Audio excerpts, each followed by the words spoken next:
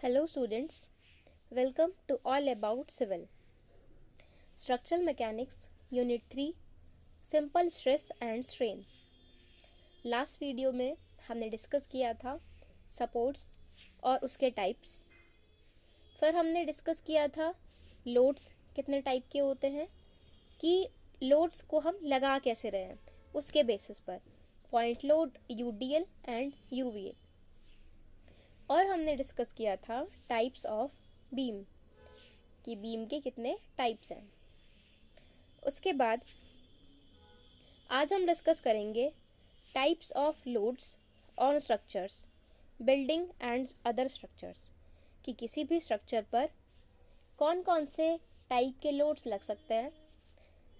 अब वो कोई बिल्डिंग भी हो सकती है या कोई स्ट्रक्चर भी हो सकता है, यानी कि टोटल हम लोड्स देखेंगे कि कितने टाइप के लोड्स हो सकते हैं किसी भी बिल्डिंग के ऊपर।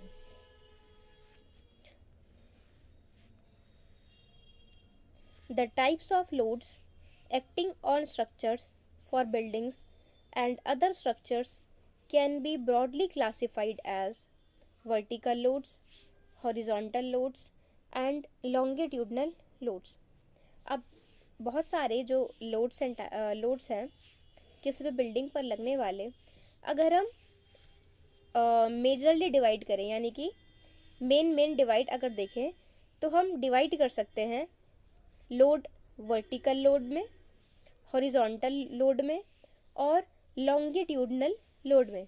वर्टिकल, हॉरिजॉन्टल और लॉन्गिट्यूडनल लोड्स में vertical loads consist of dead load, live load and impact load. हमने देखा कि बेसिकली अगर हम डिवाइड करते हैं किन्हीं भी टाइप के लोड को तो हम 3 कैटेगरीज में डिवाइड कर सकते हैं। पहला है हमारे पास वर्टिकल लोड्स। वर्टिकल मीन्स ऊपर से जो लोड लग रहे हैं स्ट्रेट डायरेक्शन 90 डिग्री में, किसी भी बिल्डिंग के 90 डिग्री पर जो लगते हैं वो है वर्टिकल लोड्स। सेकंड है हॉरिजॉन्टल लोड्स जो कि हॉरिजॉन्टल डायरेक्शन में लगते हैं लेफ्ट या राइट से।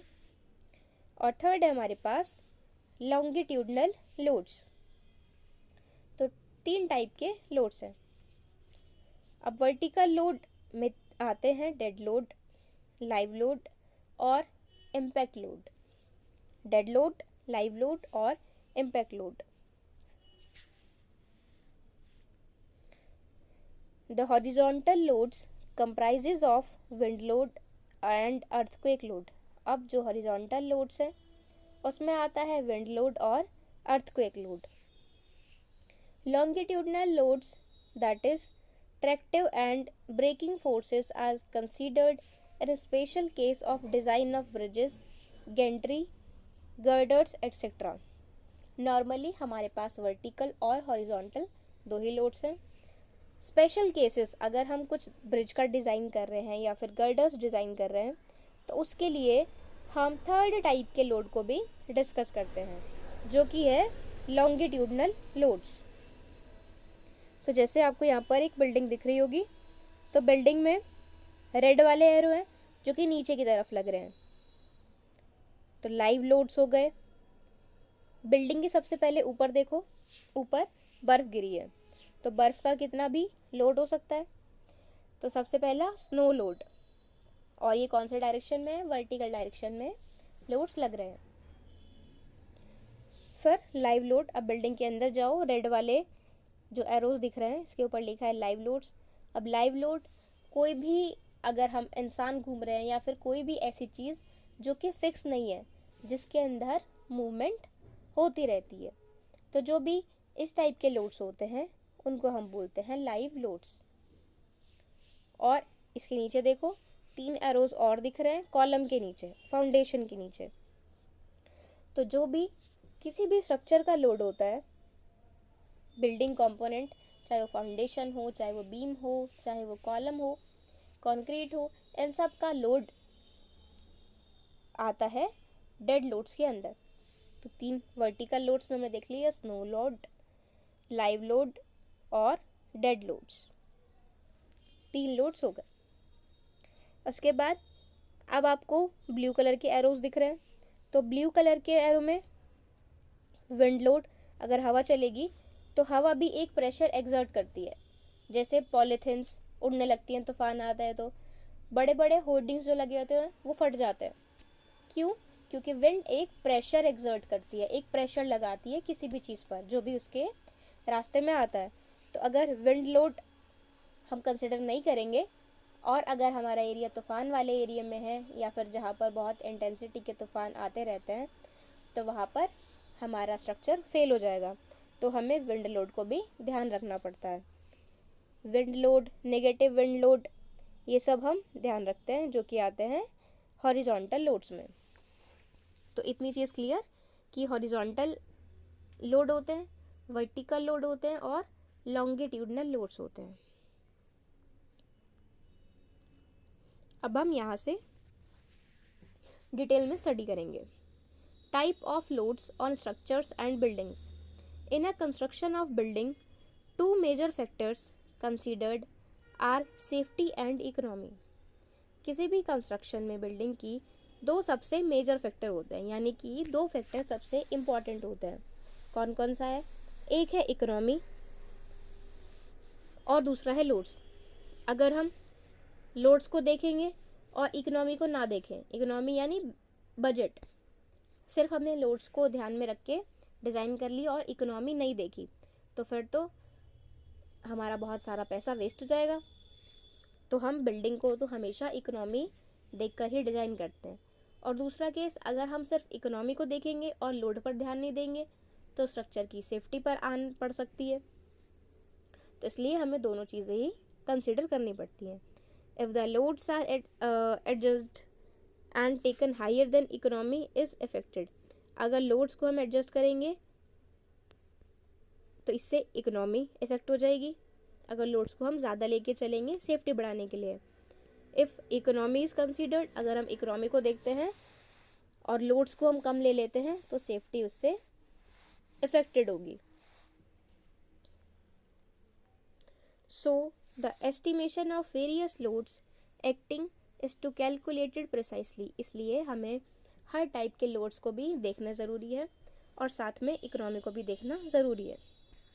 तो IS कोड 875 और 1987, अमेरिकन स्टैंडर्ड कोड ASCE 7, तो इन्होंने बताया है कि मिनिमम डिज़ाइन लोड किसी भी बिल्डिंग या स्ट्रक्चर के लिए क्या क्या होते हैं।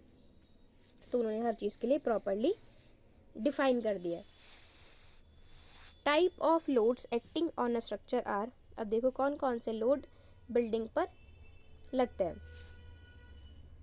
तो सबसे पहला है dead load, second imposed load, third wind loads, fourth snow loads, fifth earthquake loads and sixth special loads.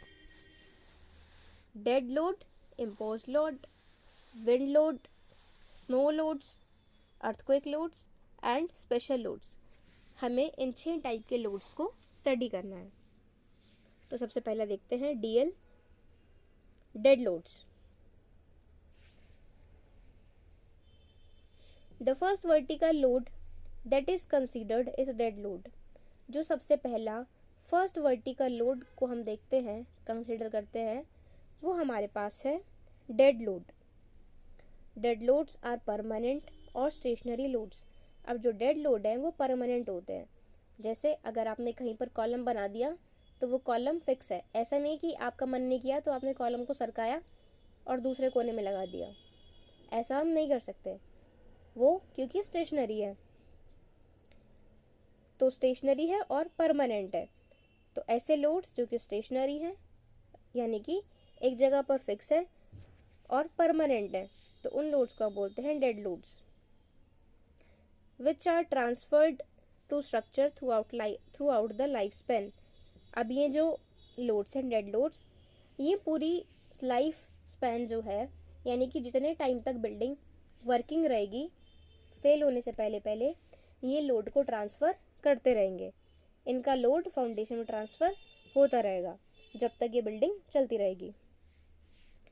Dead load is primarily due to self weight of structural members. अब जो डेड लोड है वो basically किस वजह से होता है, self weight से होता है स्ट्रक्चरल मेंबर्स में।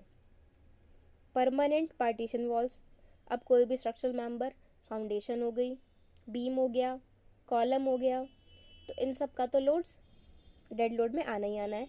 साथ में जो परमानेंट पार्टीशन वॉल्स है, पार्टीशन वॉल है, उसको भी हम ऐसा नहीं कर सकते कि ये वॉल आज इस रूम का हॉल बना लेते हैं तो इस वॉल को हमने हटा दिया, वो भी फिक्स है, तो उसका लोड फिक्स जगह पर ही लगता रहेगा।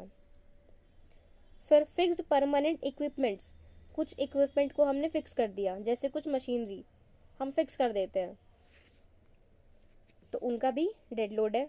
And weight of different materials, और अलग अलग मटेरियल्स, तो इन सब का लोड जो कि स्टेशनरी है और मूव नहीं कर रहा है, परमानेंट है, तो ऐसे लोड्स को हम बोलते हैं dead load. It majorly consist of the weight of roofs, beams, walls and column etcetera. और इसमें मेनली क्या आता है, रूफ का वेट आता है, बीम का वेट आता है, वॉल्स आती हैं और कॉलम्स आता है, तो ये सब कुछ चीज़ें डेड लोड में आती हैं। Which are otherwise the permanent parts of the building, और ये बिल्डिंग के परमानेंट पार्ट्स हैं। अब एक बार डेड लोड को रीड कर लो, क्या लिखा है इस पर।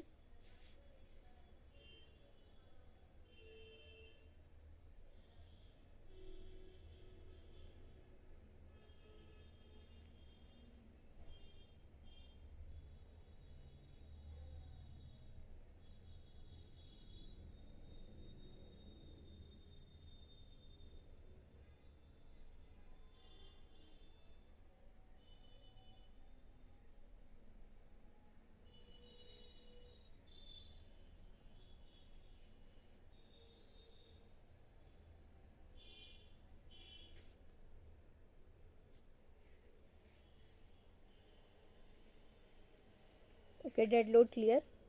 नेक्स्ट देखते हैं, कैलकुलेशन भी बताई गई है इसमें। The calculation of dead loads of each structure are calculated by the volume of each section and multiplied with its unit wait.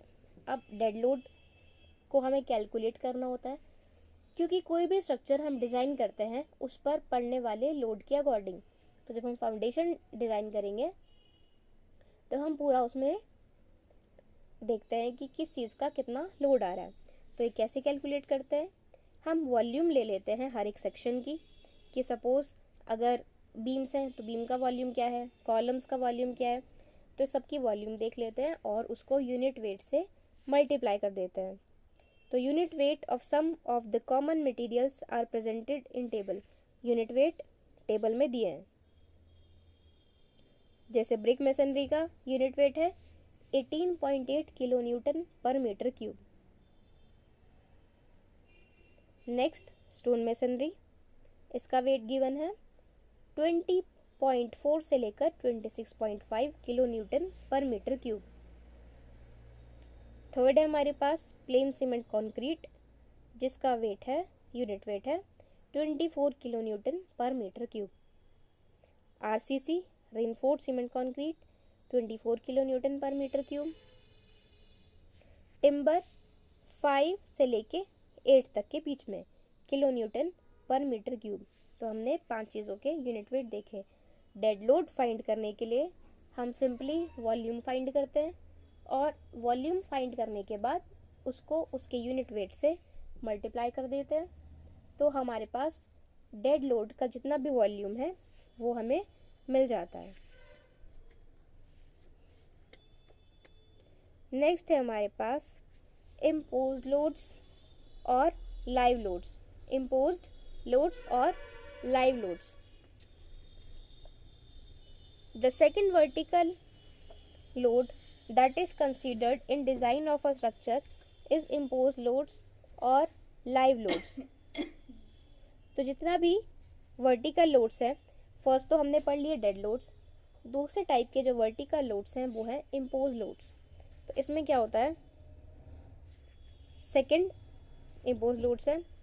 Live loads are either movable और moving loads without any acceleration और impact. अब जो live loads होते हैं या impose loads होते हैं, ये मूव करते रहते हैं, या तो मूवेबल होते हैं या फिर मूविंग लोड्स होते हैं। एक्सेलरेशन नहीं होती और इम्पैक्ट भी नहीं होता। इम्पैक्ट यानी शॉर्ट टाइम के लिए जो फोर्स लगती है वो नहीं होता। तो ये मूवेबल लोड्स होते हैं, जैसे कि हम लोग ह्यूमन बॉडी स्ट्रक्चर के लिए हम लाइव लोड है, आज यहाँ पर हैं कल कहीं और खिसक गए, इस तरीके से हम मूवमेंट करते रहते हैं। जैसे चेयर टेबल हमने अगर वहीं पर फिक्स कर दी तो वो डेड लोड, और अगर हम रोज़ मूव कर रहे हैं तो वो लाइव लोड है। These loads are assumed to be produced by the intended use or occupancy of the building, including weights of movable partitions or furniture etc. तो किसी भी बिल्डिंग को जब हम डिज़ाइन करते हैं तो डिज़ाइन करते वक्त हम देख लेते हैं कि लाइव लोड कितना रहेगा। हर चीज़ की एक लिमिट, जैसे अगर हम सिनेमा हॉल डिज़ाइन कर रहे हैं तो उसको हम वहाँ आने वाले लोगों के अकॉर्डिंग डिज़ाइन करते हैं। एक सिंपल रूम बना रहे हैं तो कुछ लोगों के अकॉर्डिंग डिज़ाइन करते हैं। ऐसे ही अगर हम कोई मॉल बना रहे हैं तो मॉल को डिज़ाइन करने के लिए वहाँ जितने लाइव लोड आएंगे, जितने हज़ार लोग आ रहे हैं, तो उनके अकॉर्डिंग हम डिज़ाइन करते हैं।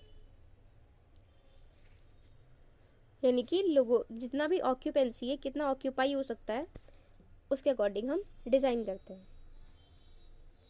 Live loads keeps on changing from time to time. अब जो लाइव लोड्स होते हैं वो चेंज होते रहते हैं time to time. These loads are to be suitably assumed by the designer. अब इन लोड्स को डिज़ाइनर को सोच समझ के एडजस्ट करना पड़ता है। It is one of the major load in the design. Designing में ये one of the important loads हैं, क्योंकि अगर हम इन्हें नहीं कंसिडर करेंगे तो हमें दिक्कत हो सकती है, हमारा स्ट्रक्चर फेल हो सकता है। The minimum value of live loads to be assumed are given in IS 875 1987। तो मिनिमम वैल्यू लाइव लोड की क्या है? IS 875 1987 के according it depends upon the intended use of building. ये डिपेंड करता है कि बिल्डिंग का यूज़ क्या है।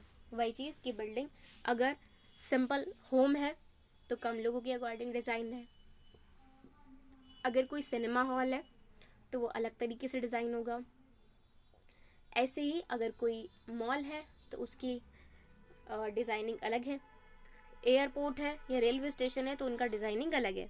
तो हम ऑक्यूपेंसी के अकॉर्डिंग हम डिज़ाइन करते हैं। The code gives the value of live loads for the following occupancy classification. अब जो लाइव लोड है ये फॉलोइंग चीज़ों के लिए पर्टिकुलरली डिफाइंड है। तो सबसे पहला है हमारे पास रेजिडेंशियल बिल्डिंग्स। रेजिडेंशियल बिल्डिंग्स जो हैं उनके अंदर हर एक चीज़ के लिए अलग अलग डिफाइंड है। ड्वेलिंग हाउसेस जो सिंपल हाउस हैं उनके लिए डिसाइड है कि आपको इतना लाइव लोड कंसिडर करना है। फिर होटल्स के लिए भी डिसाइडेड है कि आपको इतना ऑक्यूपेंसी यानी कि इतनी लाइव लोड के लिए डिज़ाइन करना है। कोड में हर चीज़ लिखी है। हॉस्टल्स, अब हॉस्टल्स में मेस भी है, रूम्स भी हैं, फर्नीचर भी है, तो उसके अकॉर्डिंग हॉस्टल्स का भी लाइव लोड और कितने बच्चे रह रहे हैं वहाँ पर, तो हॉस्टल्स का भी लाइव लोड हम कोड से लेते हैं। बॉयलर रूम्स, अब बॉयलर रूम्स का वेट कुछ और अलग होगा, तो boiler rooms, plant rooms, garage वगैरह का भी सबका लोड्स डिफाइंड होता है। अब ये तो रेजिडेंशियल बिल्डिंग्स हो गई रहने वाली। नेक्स्ट है एजुकेशनल बिल्डिंग्स। एजुकेशनल बिल्डिंग्स में भी हम देखकर डिज़ाइन करते हैं लाइव लोड। एक कोड में हमारे पास एक टेबल गिवन है जिसमें सबके लोड्स हमें प्रॉपरली मेंशन्ड है कि हमें किसके लिए कितनी वैल्यू कंसिडर करनी है। तो educational buildings. Next institutional buildings. अब एजुकेशनल बिल्डिंग्स में आते हैं स्कूल्स, और जो इंस्टीट्यूशनल बिल्डिंग्स हैं उसमें आते हैं कॉलेजेस और यूनिवर्सिटी। तो इंस्टीट्यूशनल बिल्डिंग्स की कैपेसिटी अलग होगी। Next assembly buildings. अब कुछ ऐसी बिल्डिंग्स हैं जहाँ पर असेंबली होती है, यानी कि बहुत सारे लोग असेंबल होते हैं, मिलते हैं आकर, तो वहाँ का लाइव लोड हमें देखकर कंसिडर करना है। Next is business and office buildings. अब बिजनेस और ऑफिस की जो बिल्डिंग्स हैं उन्हें भी हम देख लेते हैं कि किस टाइप से हमें डिज़ाइन करना है। बिजनेस किस टाइप का बिजनेस बिल्डिंग है और जो ऑफिस बिल्डिंग्स है उसमें क्या ऑक्यूपेंसी रहेगी, कितना लाइव लोड रहेगा, तो उसे भी हम वैल्यूज़ के अकॉर्डिंग डिज़ाइन करते हैं। Mercantile buildings, industrial buildings and storage rooms. Mercantile यानी कि जहाँ कुछ भी प्रोड्यूस मटेरियल रखा रहता है तो मर्सेंटाइल बिल्डिंग्स है। इंडस्ट्रियल बिल्डिंग्स, अब जहाँ इंडस्ट्रीज़ हैं, जहाँ कुछ प्रोडक्शन हो रहा है तो वहाँ पर कितना लेबर्स हैं, कितने मैनेजर्स हैं, कितने मतलब टोटल देख लेंगे कितने लोग रोज़ वहाँ पर आते जाते रहते हैं, तो ये इंडस्ट्रियल बिल्डिंग्स में इंक्लूड हो जाएगा।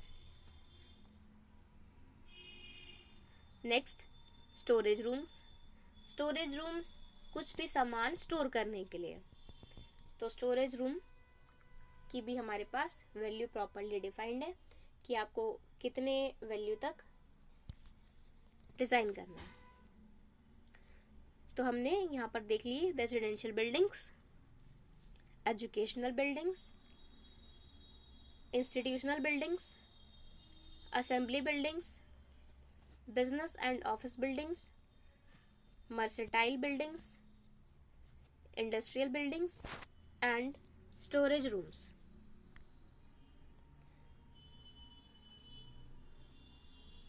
The code gives uniformly distributed loads as well as concentrated loads. अब कोड में प्रॉपरली डिफाइंड है कि कहाँ पर आपको यूडीएल लेना है। यूडीएल हमने कल पढ़ा था ना कि पूरी लेंथ पर लोड डिस्ट्रीब्यूट होता है इक्वली, तो यूनिफॉर्मली डिस्ट्रीब्यूट लोड कहाँ पर लेना है और कंसनट्रेटेड लोड कहाँ पर लेना है हमें। The floor slabs have to be designed to carry either uniformly distributed loads or concentrated loads whichever produce greater stress in the part under consideration.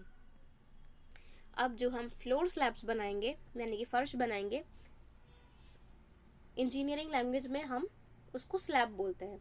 तो जब भी हम फ्लोर वाला स्लैब बनाएंगे तो हमें यूडीएल को भी कंसिडर करना है और कॉन्सेंट्रेटेड लोड्स को भी। यूडीएल सेम लोड लग रहा है पूरी लेंथ पर और कॉन्सेंट्रेटेड में पॉइंट लोड लग रहा है, तो इसमें से हम कंसिडर करेंगे जिसकी भी वैल्यू ज़्यादा होगी। सपोज यूडीएल की वैल्यू है 50 और कॉन्सेंट्रेटेड की वैल्यू है 60, तो हम 60 वैल्यू लेकर डिज़ाइन कर देंगे। अब जो स्लैब 60 को झेल ले रहा है 50 को तो वो आराम से झेल लेगा, तो यानी कि हमारा स्ट्रक्चर फेल नहीं करेगा। तो यूडीएल और कॉन्सेंट्रेटेड इन दोनों में से जो मैक्सिमम होता है हम उसको कंसिडर करते हैं। Since it is unlikely that any other particular time all floors will not simultaneously carrying maximum loading, the code permits some reduction in imposed loads and designing columns, load bearing walls, piers, supports and foundation. अब इस बात का मतलब ये है कि किसी particular time पर सारे लोड्स एक साथ नहीं लगते हैं। जितने भी लोड्स हम डिज़ाइन करते हैं सारे लोड्स एक साथ हमारी बिल्डिंग पर नहीं लगते हैं। हो सकता है विंड लोड और अर्थक्वेक लोड एक साथ ना हो, तो हम कोई भी एक वैल्यू लेकर डिज़ाइन कर लेते हैं मैक्सिमम वाली, जबकि वो दूसरे के लिए तो कम वाली के लिए वैल्यू झेल लेगा। तो जैसे हम कुछ ना कुछ रिडक्शन कर लेते हैं। कोड ने ऐसा बोला है, हम नहीं कर रहे हैं, कोड ने ऐसा बोला है कि जब आप फ्लोर डिज़ाइन कर रहे हो तो आप कुछ % तक लोड रिड्यूस कर सकते हो। किस किस में? कॉलम्स में, लोड बियरिंग वॉल्स में, पियर्स में, पियर सपोर्ट्स एंड फाउंडेशंस। तो जो भी ये चीज़ें हैं हम इनमें कुछ रियायत ले लेते हैं, कुछ चीज़ें रिलैक्सेशन ले सकते हैं, क्योंकि सारे लोड्स एक साथ एक्ट नहीं करते। Some of the important values are presented in table below, which are the minimum values and wherever necessary more than these values are to be assumed. हमारे पास एक टेबल है जिसमें कि सारी वैल्यूज़ गिवन है कि कौन कौन सी वैल्यूज़ हमें कंसिडर करनी है। अगर इससे भी ज़्यादा वैल्यू आ रही है यहाँ पर मिनिमम वैल्यू गिवन है कि आपको मिनिमम कितना भी लोड हो आपको मिनिमम ये वैल्यू तो कंसीडर करनी है, और अगर इससे एक्सीड करता है तो हमें ज़्यादा वाली वैल्यू लेनी पड़ती है। ये टेबल डिटेल में हम डिस्कस करेंगे नेक्स्ट लेक्चर में, और अब टाइप ऑफ लोड्स हम नेक्स्ट लेक्चर में कंप्लीट कर लेंगे। Thank you.